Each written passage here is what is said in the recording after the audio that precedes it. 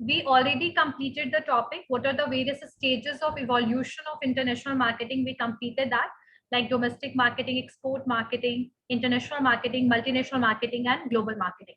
In today's class, we are going to complete the orientation.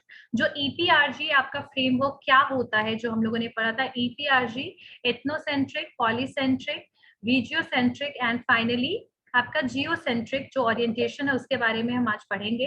तो सबसे पहले शुरू करते हैं हम लोग। आपका इथनोसेंट्रिक में हमने क्या पढ़ा था कि इथनोसेंट्रिक कहता है कि भाई ये पहली बात तो ये जो ओरिएंटेशन है ये बताता है belief, what kind of thinking you have about the international marketing. So ethnocentric orientation में यहाँ पर पर्सन एज्यूम करते हैं कि जो भी हम हमारे सुपीरियर, हमारी डोमेस्टिक कंट्री के जितना सुपीरियर कुछ भी नहीं है, ठीक है। Person who assume that his or her own country is the superior country है बाकी रेस्ट ऑफ वर्ल्ड से, यानी वर्ल्ड के कंपैरिजन में हमारा कंट्री सुपीरियर कंट्री है। और इथनोसेंट्रिक ओरिएंटेशन का मतलब ये है कि कंपनी जो है वो सिमिलैरिटीज ढूंढता है कि जो भी हम प्रोडक्ट बना रहे हैं उसका डिमांड बाकी और मार्केट में है या नहीं। Like they are not going to change or they are not going to adapt, they are not going to do any alteration in the product whatever they are making in the domestic market, and they are going to sell the same product in the international market without any changes। यानी बिना कुछ बदलाव लाए वो उसको क्या करते हैं, मार्केट में प्रोडक्ट को सेल करते हैं, इंटरनेशनल मार्केट में सेल करते हैं, ठीक है। क्योंकि उनको लगता है कि उनका जो प्रोडक्ट है वही सुपीरियर है, उनकी जो कंट्री है वही सुपीरियर है। जो भी हमारे कंट्री में कंज्यूमर का जो डिमांड है वही सेम डिमांड भी आपकी मतलब इंडिया के बाहर भी होगा। तो ये जो इथनोसेंट्रिक ओरिएंटेशन मतलब कि ये जो अपॉर्चुनिटीज होता है आउटसाइड द कंट्री में, अपॉर्चुनिटीज को ये अवॉइड करते हैं, यानी अपॉर्चुनिटीज को ये ध्यान नहीं देते हैं, ध्यान नहीं रखते हैं, लेकिन ये क्या करते हैं, दूसरे कंट्रीज में सिमिलैरिटीज ढूंढते हैं कि मेरे प्रोडक्ट का डिमांड जो है उस कंट्रीज में है या नहीं है, और वो प्रोडक्ट को वो एज इट इज सेल करते हैं। इथनोसेंट्रिक कंपनीज जो हैं, they are basically company that do conduct business outside the home country, can be describe like international company की तरह, लेकिन ये अपने होम कंट्री को ही सुपीरियर देंगे, कुछ भी प्रोडक्ट को कहीं भी सोल्ड करेंगे विदाउट एनी अडेप्टेशन और चेंजेस। तो इसको हम कहते हैं इथनोसेंट्रिक। कभी कभार ये बहुत बेनिफिशियल होता है क्योंकि इस इथनोसेंट्रिक अप्रोच में you don't need to do the so much MR marketing research करने की जरूरत नहीं होती है, इंटरनेशनल मार्केटिंग रिसर्च करने की जरूरत नहीं होती है। कंपनी के लिए फायदा इसलिए होता है क्योंकि उनको कोई नया प्रोडक्ट डिजाइन करने की जरूरत नहीं होती, तो इनका प्रोडक्ट का बनाने का, नए प्रोडक्ट को बनाने का इनका जो टाइम है वो भी सेव होता है, वेस्टेज कम होता है। और साथ साथ में ये मतलब इसके ये कुछ एडवांटेजेस है, लेकिन इसके डिसएडवांटेजेस ये हैं कि ये हमेशा इग्नोर करता है कि हमारे इंडिया से बाहर बहुत ज्यादा कल्चरल डाइवर्सिटी है, अलग अलग कंट्री में अलग अलग कंज्यूमर्स है, उनके डिमांड वेरी करते हैं, तो इस चीज को ये इग्नोर करते हुए चलता है। इसीलिए कई बार ethnocentrism that is not become the successful way of doing the international market. तो कई बार ये चीज प्रॉपरली वर्क नहीं करता है। क्या ऑल्दो मतलब कहीं ना कहीं मैनेजरियल नॉलेज ये सब चीजें सही रहती हैं इसमें, लेकिन स्टिल समटाइम इट्स बिकॉज कोई सिस्टमैटिक मार्केटिंग रिसर्च वगैरह की जरूरत नहीं होती आउटसाइड कंट्री में करने का, कोई मेजर मॉडिफिकेशन नहीं है, तो पैसा और आपका टाइम तो सेव होता है, लेकिन ये लॉन्ग टर्म में हो सकता है कि ये प्रॉपरली वर्क ना करे। तो ये था आपका इथनोसेंट्रिक ओरिएंटेशन। कोई डाउट है इसमें कुणाल, इथनोसेंट्रिक में? No ma'am. Next word, next point is polycentric. Polycentric orientation. Polycentric orientation क्या है? अब polycentric orientation that is totally opposite from the आपका इथनोसेंट्रिक से बिल्कुल ऑपोजिट है। यहाँ पर जो आपका पॉलीसेंट्रिक है, यहाँ पर मैनेजमेंट जो है दे बिलीव, अनकॉन्शियस बिलीव और एजम्पशन दैट ईच कंट्री, मतलब वो बिलीव रखते हैं कि भाई हर कंट्री जो है वो यूनिक है, हर कंट्री में लोगों का जो डिमांड है दैट इज डिफरेंट। तो ये पॉलीसेंट्रिक ओरिएंटेशन में ऐसा एजम्पशन किसका रहता है, लोगों का रहता है। ये एजम्पशन क्या करता है, इसी एजम्पशन की वजह से हम मार्केटिंग स्ट्रैटेजीज को अडॉप्ट करते हैं, नए नए प्रोडक्ट को बनाते हैं, कंपनी को अपनी एक्सपैंड करने की कोशिश करते हैं, ठीक है। अब मल्टीनेशनल कंपनी भी जो है ना वो इसी स्ट्रक्चर को डिस्क्राइब करता है। Multinational companies are also describe the same structure, और बहुत सारी कंपनीज जो है वो दूसरे कंट्री में सब्सिडियरी कंपनी भी शुरू कर देती है। सब्सिडियरी मतलब क्या होता है, पेरेंट कंपनी है उसका सब्सिडियरी पार्ट जिसका 51% शेयर पेरेंट कंपनी के हाथ में होता है, ठीक है। तो यहाँ पर जो लोकल पर्सनल को और टेक्निक्स को हम यूज करते हैं, जैसे यूएसए में अगर हमने एक सब्सिडियरी ओपन किया तो वहां पर वहां के लोगों को ही हम हायर करेंगे एज अ वर्कर और एज अ एम्प्लॉय। और यहाँ पर आप लोकल मार्केट कंडीशन को बहुत ज्यादा एनालाइज करिएगा। सब्सिडियरी जो है वो ओवरसीज मार्केट में स्टैब्लिश होगा। फ्रेम करेंगे हम अलग अलग policies according to the companies policies and legal situation जो होगा वहां का, उस हिसाब से हम पॉलिसी सेट करेंगे, उनको इम्प्लीमेंट भी करेंगे। साथ साथ में बहुत सारी जो सब्सिडियरी कंपनी होंगी उनको ऑपरेट करेंगे हम इंडिपेंडेंटली, ठीक है। उनके खुद के मार्केटिंग ऑब्जेक्टिव्स और प्लान्स वगैरह हम सेट करेंगे। और यहाँ पर जो आपका यहाँ पर जो एम्फोसिस होगा वो लोकल लॉ पे होगा, कस्टम पे होगा वहां के, और कल्चर पे होगा। जैसे अगर यूएस में जा रहे हैं, वहां का जो कस्टम है, वहां का लॉ है, वहां का जो कल्चर है, हम उस चीज पे ज्यादा ध्यान देंगे, टेक केयर करेंगे। और साथ साथ में यूजुअली रिजल्ट होगा that is for the maximum degree of geographic decentralisation, यानी ज्यादा हम ज्योग्राफिक में मतलब एक्सपैंड करेंगे खुद को, ज्यादा से ज्यादा we are going to expand our company, ठीक है। तो ये है आपका polycentric orientation. The polycentric orientation is seriously committed to the international marketing, and they have capacity to invest desired extent toward the achieving their objective, and they are basically setting the subsidiary companies, they are selling the product according to demand of that local market। जो भी आप country में अपना product बेचोगे वहां के हिसाब से, वहां के rule regulations, laws, legal policies and वहां के कस्टम के हिसाब से you are going to sell the product. So all these things comes under the regio ये polycentric। तो polycentric orientation लिखा था कुणाल आपने लास्ट क्लास में, लिखवाया था मैंने? ठीक है, चलिए अब हम नेक्स्ट तरफ बढ़ते हैं, रीजियोसेंट्रिक ओरिएंटेशन। सो रीजियोसेंट्रिक ओरिएंटेशन का मतलब क्या है, इसको ध्यान से सुनिएगा। रीजियोसेंट्रिक ओरिएंटेशन में मैनेजमेंट देखता है रीजन को, अलग अलग रीजन को यूनिक। जैसे आपका यूरोपियन रीजन हो गया, मतलब अब रीजन के हिसाब से उसको यूनिक मानता है और वो इंटीग्रेटेड रीजनल स्ट्रैटेजी बनाता है। रीजन अगर हम देखेंगे तो जैसे इंडिया के आसपास जो पाकिस्तान, श्रीलंका, आपका बांग्लादेश, ये सारी एक ही रीजन में आएंगे। तो यहाँ पर आप ना एक एक कंट्री को स्पेसिफिक नहीं मानोगे, आप एक रीजन को ले लोगे, यानी एक एरिया को ले लोगे और उस एरिया के लिए आप एक प्रोडक्ट बनाओगे, यानी उस एक पर्टिकुलर रीजन के लिए you are making a product, ठीक है। एग्जाम्पल में देख लो, एक Indian company that focuses on countries, एक इंडियन कंपनी है जो कौन से कंट्रीज में फोकस कर रहा है, नाफ्टा में। तो नाफ्टा क्या है, नाफ्टा क्या है, north America free trade agreement. और यूएस, इसमें कौन कौन सी कंट्री रीजियो सेंट्रिक में आती है, इसमें 3 कंट्री है, पता है ना तुमको नाफ्टा में, north America free trade agreement कहते हैं इसको। तो एक एग्जांपल दे रही हूँ कि इंडिया का एक कंपनी है that is focuses on, Indian company that is focuses on NAFTA. ये देखिए, ये इंडिया में एक कंपनी है और ये एक रीजन पे ध्यान दे रही है, और वो रीजन कौन सा है, नाफ्टा। नाफ्टा का फुल फॉर्म क्या है, ये आपका north America free trade agreement. और इसमें ना 3 कंट्रीज आपकी आती है, यानी कि कौन कौन सी कंट्री है, पहला तो है आपका यूएस, यूनाइटेड स्टेट, इसमें फिर आपका कनाडा है और मेक्सिको है। तो ये तीनों के तीनों कंट्री पे एक साथ ही ये क्या करिए, इंडियन कंपनी फोकस करिए, क्योंकि ये नाफ्टा पे फोकस कर रही है।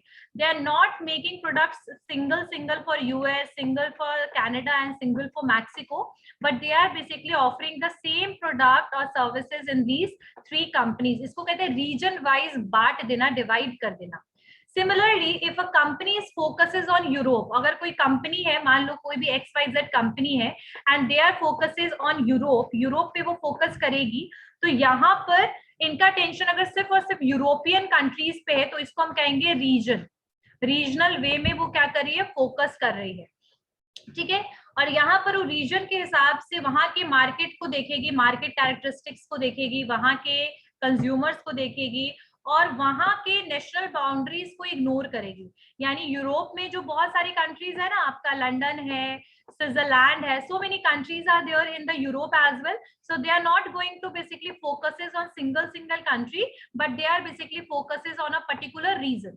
क्लियर हो गई बात। और मार्केटिंग पर्सनल जो रिक्रूट होगा वो उसी रीजन के हिसाब से और रीजनल चैनल के हिसाब से उसको रिक्रूट करेंगे, वहीं के जैसे यूरोपियन कंट्री का जो पॉलिसी होगा उस हिसाब से हम वहां के प्रोडक्ट को प्रमोट करेंगे, प्राइस सेट करेंगे, ठीक है। सो इसको हम कहते हैं रीजियोसेंट्रिक ओरिएंटेशन। रीजियोसेंट्रिक मतलब रीजनल या रीजन के बेसिस पे जब हम बेसिकली प्रोडक्ट और सर्विसेज ऑफर करेंगे, जब हम प्रोडक्ट को सेल करेंगे, वहां पर प्रोडक्ट और सर्विस को सेल करेंगे। So this is known as regiocentric orientation. Clear हो गई बात? नेक्स्ट पॉइंट, एक मिनट इसको लिख लीजिए, रीजियोसेंट्रिक क्या है, right? In a company with regiocentric orientation, लिखिए, in a company with regiocentric orientation, in a company with regiocentric orientation, in a company with regiocentric orientation, management views region, region, region as unique, regions as unique, and seeks to develop an integrated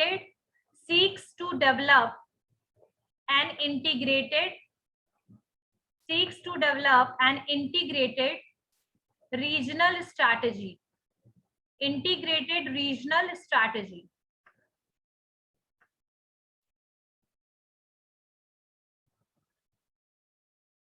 seeks to develop an integrated regional strategy. For example में लिख सकना चाहते हो तो लिख सकते हो कि an Indian company, for an example, an Indian company that focuses on the countries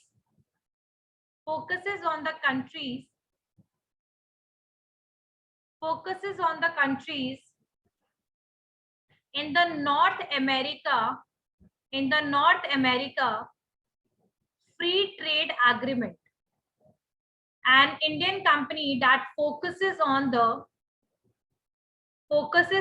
countries in the North America free trade agreement, NAFTA लिख लो ब्रैकेट में, NAFTA, ठीक है। आगे लिखिए, नाफ्टा लिख लिया, आगे लिखो the United States,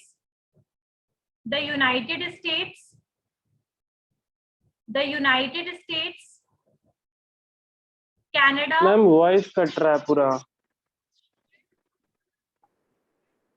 The United States, NAFTA, आगे लिखिए the United States, Canada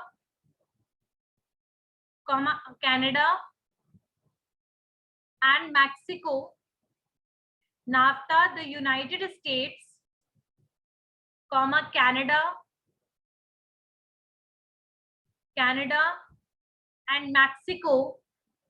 Canada and Mexico has a regiocentric orientation.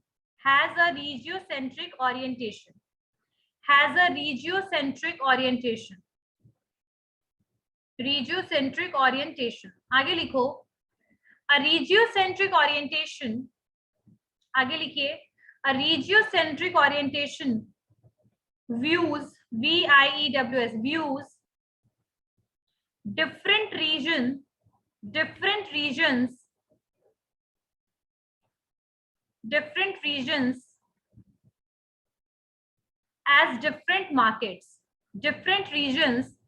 as different markets, यानी वो रीजनल बेसिस पर क्या करेगा, रीजन के बेसिस पर प्रोडक्ट और सर्विसेज अवेलेबल कराएगा, वैसे ही सेल करेगा। एक कंट्री को स्पेसिफिक नहीं मानेगा, रीजन को बना देगा, एक रीजन बना देगा, एक एरिया बना देगा, एक क्षेत्र बना देगा, ठीक है। तो इसको कहते हैं रीजियोसेंट्रिक। और यहाँ पर एक इंपॉर्टेंट बात ये है कि ये कॉमन कैरेक्टरिस्टिक्स लेगा, कॉमन प्रोडक्ट को सेल करेगा उस पर्टिकुलर रीजन में। अब वहां पर भी अलग अलग जो कंट्रीज है उनके बाउंड्रीज पे ध्यान नहीं देगा, उस पूरे रीजन पे ही सेम प्रोडक्ट को सेल करेगा। आगे बात समझ में? लाइक एग्जाम्पल में इसको देखना चाहते हो तो यू कैन सी कि लाइक अगर ये आपका कंट्री है, मान लो ये यूरोप है, और यूरोप में यहाँ पर लंदन है, मान लो स्विट्जरलैंड है, ठीक है, जर्मनी, या कोई भी ऐसे कंट्रीज है, तो इन तीनों कंट्रीज को का बीच का जो बाउंड्री है इसको ध्यान नहीं देगा कौन, आपका रीजियोसेंट्रिक अप्रोच। तीनों के तीनों कंट्री एक रीजन में आएंगे और इन तीनों में सेम ही और सिंगुलर या सेम प्रोडक्ट जो है या सर्विस जो है वो प्रोवाइड किया जाएगा बेसिकली कंपनी के द्वारा या कंपनी के बेसिकली फ्रॉम कंपनी। क्लियर हो गया कुणाल? Yes ma'am. चलिए नेक्स्ट पॉइंट लिखिए, geocentric orientation. Geocentric orientation, geocentric orientation, this one is the last orientation, like EPRG का ये last orientation है, CENTRIC, geocentric, GEOCENTRIC, geocentric orientation।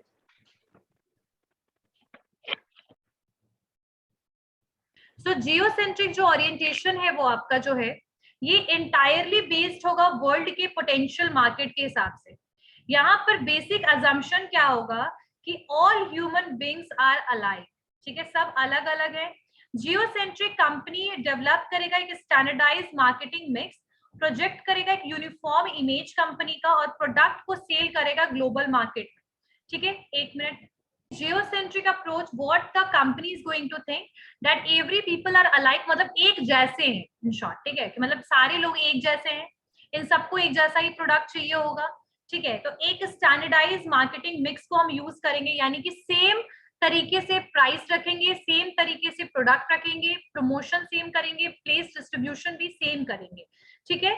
और यहाँ पर हम एक यूनिफॉर्म इमेज बनाएंगे कंपनी का कि पूरे ऑल ओवर कंट्री में हम पूरे ऑल ओवर वर्ल्ड में हम सेम प्रोडक्ट को सेल करेंगे, ठीक है।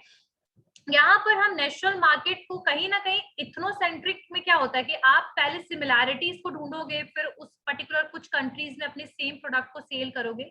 यहाँ पर हम क्या होगा, यहाँ पर प्रोडक्ट को हम बनाएंगे, स्पेशली डिजाइन करेंगे, लेकिन वो प्रोडक्ट को हम ऑल ओवर कंट्री में सेम बेचेंगे, सेम सेल करेंगे। तो यहाँ पर आपका जो EPRG फ्रेमवर्क है जियोसेंट्रिक में, आपका इसका मतलब यही है कि the company is believing or assuming that every people are same and they are going to develop the standardized or uniform policies, marketing policies for selling the product. They are using the standardized 4 P's: product, price, place, promotion। चलिए लिखिए, a geocentric orientation लिखिए, इसमें ये potential market को देखेंगे। Potential market का मतलब है कि जहां पर उनका प्रोडक्ट इजीली सेल हो जाए, यानी कि वो लोग जो उनके प्रोडक्ट को खरीद सके, जहां पर उनका प्रोडक्ट ज्यादा से ज्यादा सेल हो, हम उस चीज पे फोकस करेंगे जियोसेंट्रिक ओरिएंटेशन में। तो इसको लिखिए, a company with a geocentric orientation, a company with geocentric orientation, a company with geocentric orientation, a company with geocentric orientation views the entire world as a potential market, as a potential market, यानी वैसा market जहां पर उनका product easily sell हो सके, right, where we can sell the product easily, जहां पर उनके प्रोडक्ट को लेने के लिए लोग रेडी हो, ठीक है, पोटेंशियल हो, यानी कि अगर 20,000 का कोई सामान है तो उतना लोगों की इकोनॉमिकल सिचुएशन इतना स्ट्रांग हो कि उनका प्रोडक्ट वहां सेल हो पाए। So company with a geocentric orientation views the entire world as a potential market। हर एक पूरा वर्ल्ड उनको लगता है कि उनके लिए पोटेंशियल है, कहीं भी उनका प्रोडक्ट सेल हो सकता है, ठीक है। लेकिन पोटेंशियल मार्केट का मतलब वही मार्केट होता है जहां पर आप प्रोडक्ट को सेल कर पाए, लोग खरीदने के लिए विलिंग करे, रेडी रहे। आगे लिखिए, लिख लिया बेटा कुणाल, लिख लिया, a company with geocentric orientation views the entire world as a potential market। आगे लिखिए, the basic assumption of this approach is that all human beings are alike। All human beings are alike, यानी कि सारे human being कैसे हैं, एक जैसे हैं, और human being are alike.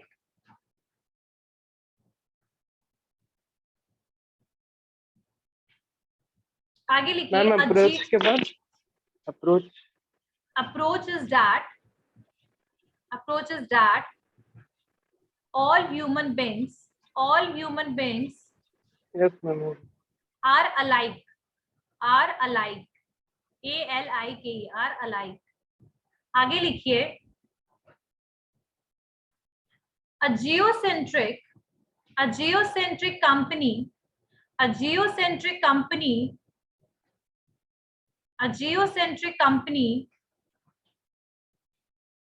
develops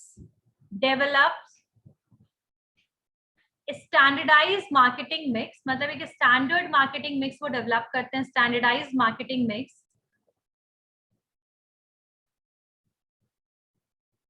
projecting a uniform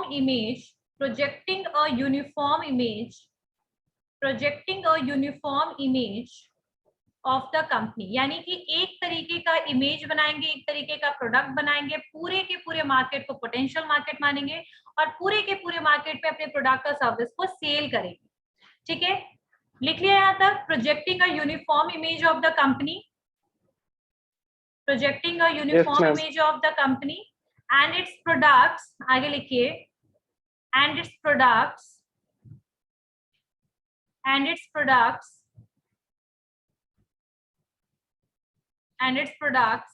for the global market, यानी हर एक इंडिया क्या पूरे ऑल ओवर वर्ल्ड में कहीं भी पोटेंशियली प्रोडक्ट को सेल करेंगे. ठीक है, ये बेसिकली इथनोसेंट्रिक अप्रोच जो है वो अनवर्केबल है, लेकिन यहाँ पर ये बहुत अच्छे से काम करेगा. जब आप यहाँ पर आप समझ जाइएगा कि हर एक कंट्री में कितने लोग आपके प्रोडक्ट को खरीद रहे हैं, लर्निंग कर्व की तरह it will work. Like here the people are going to, here the company is going to understand that how globally their product और सर्विसेज इज एक्सेप्टेड. क्लियर हो गया? तो जिसको कहते हैं geocentric orientation, this is known as geocentric orientation. Kunal, EPRG framework में कोई भी डाउट है बेटा? ईपीआरजी फ्रेमवर्क में कोई भी डाउट है? तो ethnocentric whatever we are making in our home country, यानी अपने होम कंट्री में जो भी हम प्रोडक्ट को बना रहे हैं, जो भी बनाएंगे, उसी सेम प्रोडक्ट को हम इंटरनेशनल मार्केट में भी सेल करने की कोशिश करते हैं, right? So that is ethnocentric. Like whatever we are making in our home country, we are going to sell the same product in the other country. Why? Because we are basically finding out the similarities, यानी कि similar क्या है कि कहाँ पर मेरा product sale हो जाएगा. Example में like Haldiram, they are using the ethnocentric approach. They are selling the same product, whatever they are making, they are selling the same product in the international market. But in the geocentric orientation, we are making the product one product, but we are selling it in the whole world. यानी एक product को हम बनाएंगे, develop करेंगे, लेकिन उसी product को पूरे की पूरी कंट्री में सेल करेंगे. इथनोसेंट्रिक में जो अपने होम कंट्री के लिए प्रोडक्ट बनाएंगे, उसी को हम दूसरे कंट्री में भी सेल करेंगे. आगे बात समझ में Kunal? Yes, ma'am. Okay, so let's move toward the next topic, and that is what is the difference between international market and domestic market. International market में और domestic market में क्या difference है उसको करते हैं. चलिए, orientation, we are thinking that our country is superior country, like in home, our home country is superior country. ठीक है, but in the case of the geocentric, we are finding out that whole market is the potential market. Whole market is potential market. What does it mean? कि सारा market में हम कहीं भी product को easily cell कर सकते हैं. क्लियर हो गई बात? समझ में आ गया? चलिए, difference between domestic marketing and international marketing में पहला पॉइंट है मीनिंग. बेसिस लिख लो, क्या क्या बेसिस है. बेसिस कैसे बनाना है ये देख लीजिए. Here you have to write this. Basis लिखो, क्या किस किस बेसिस पे we are going to differentiate this. ठीक है, तो व्हाट आर द बेसिस? पहला लिखिए बेसिस में meaning. First point meaning.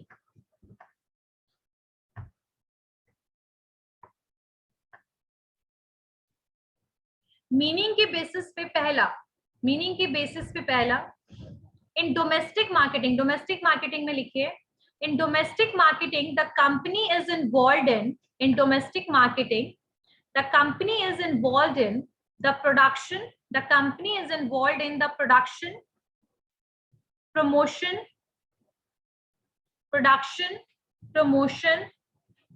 distribution, production, promotion, distribution,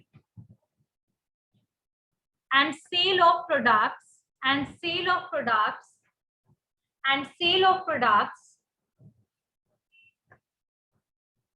and sale of products and services, sale of product and services within its own country, within its own country, within its own country. In domestic marketing, Kunal समझ आ रहा है बेटा? कुणाल?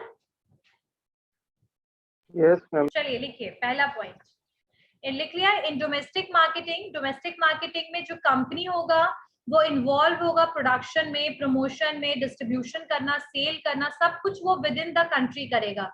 यानी कि अपनी national boundary के with in ही सारे के सारे एक्टिविटीज को वो करेगा. ठीक है. नेक्स्ट लिखिए फॉरेन कंट्री में या इंटरनेशनल मार्केटिंग में लिखिए in international marketing these activities, ये कौन से एक्टिविटीज? प्रोडक्शन, प्रमोशन, सेलिंग, ये सारे activities in international marketing. these activities extend का मतलब फैलना, extend मतलब स्प्रेड होना, extend beyond the boundaries of the companies, beyond the boundaries of the company's own country, beyond the boundaries of the company's own country to offer goods and services, to offer goods and services to various countries, offer goods and services to various countries. हाँ लिखिए company's own country to offer goods and services, to offer goods and services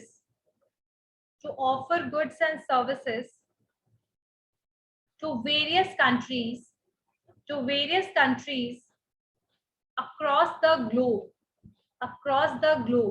यानी कि in the domestic marketing में जो भी activities होगा, production, selling, manufacturing, that all the things are going to done with in the home country, with in the boundary.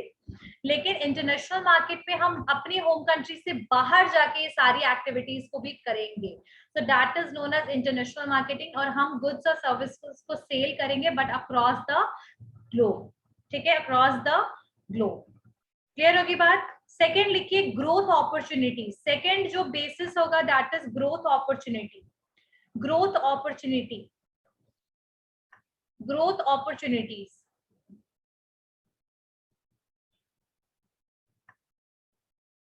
तो अब growth opportunities में क्या होगा, इसको ध्यान दीजिएगा कि जब भी डोमेस्टिक मार्केट की अगर हम बात करें, ग्रोथ जो होगा लिमिटेड होगा, क्योंकि हम अपने होम कंट्री के विद इन, उसी बाउंड्री के विद इन ही प्रोडक्ट को सेल कर रहे हैं. लेकिन जब हम बात करेंगे इंटरनेशनल मार्केट की, तो यहाँ पर आपको न्यूमरस ग्रोथ अपॉर्चुनिटी मिलेगा. यानी कि आप बहुत ज्यादा ग्रो कर सकते हो कंपैरेटिवली टू डोमेस्टिक मार्केट. तो लिखिए इसमें डोमेस्टिक मार्केटिंग में लिखिए domestic marketing has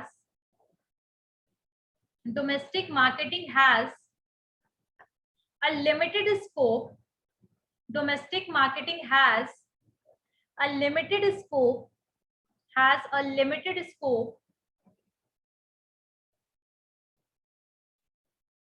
and offers little opportunities for growth. Domestic marketing has a limited scope and offers little opportunities for growth.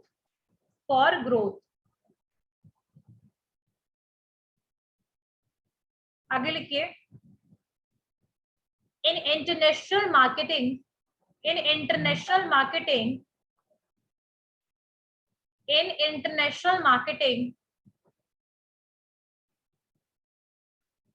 या फिर the scope of international marketing लगाइए. The scope of international scope लगा दीजिए आगे. The scope of international